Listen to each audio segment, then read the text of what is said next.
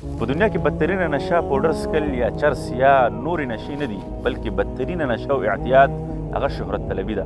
شهرت طلبي هغه نشه ده چې په دې کې یو انسان د خپل عزت، د خپل حیثیت، سنجیدګي، د خپل نسب او د خپل خاندان هر څه نه تېرېږي. که چېرته یو پوډري یا یو بلې نشې والا انسان موږ او تاسې وګورو او هغه ته یو څوک سخته خبره وکړي یا یې بېعزتي وکړي یا یې بې احترامي وکړي، هغه ضرور یو رد عمل ښکاره کوي.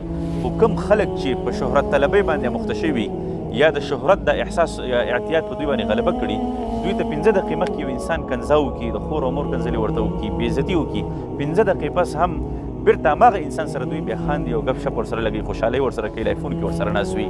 په انسان باندې مختلفې مرحلې تېرېږي. اوله کې یو انسان د شهرت په لږ اعتیاد باندې مخته وي چې کله په ده باندې وخت تېرېږي د ده د شهرت ختمیږي، ده هډن کېږي، په خلکو کې پټېږي.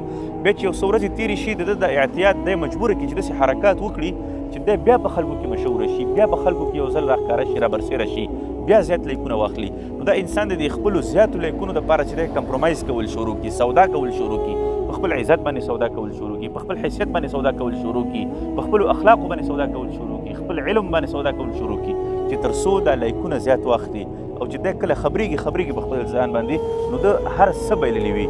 نو فلهذا خپل ځان د شهرت نه وساتئ. که ته مشهوره شي او که مشهوره نه شي دا ستا په انسانیت باندې، ستا په عزت باندې یا ستا په اخلاقیات باندې کوم اثر نه کوي. البته که چېرته ته مشهوره شي او ته د خپل عزت او اخلاقیات او علم او پوهه هر څه له لاسه ورکړې نو ته د ټولنې یو بدترین او یو کمزوری انسان معرفي کېږي. دا کومې ویډیوګانې چې موږ کوو په دې کې زموږ هدف دا ده چې اصلاحات راشي او عامه پوهاوی رامنځته شي. نو موږ خو ډېرې زیاتې ویډیوګانې کړي دي. ستاسې کار به څه شي؟ ستاسې کار دا ده چې د خیره دا ویډیوګانې تر نورو دوستانو او خپلوانو او ملګرو در سره ورسوئ. په دې ویډیوګانو باندې لایک ورکول یا کمنټ کول او یا هم شیر کول په دې باندې ستاسو هیڅ هم نه ځي او نه هم ستاسو په مصرف راځي.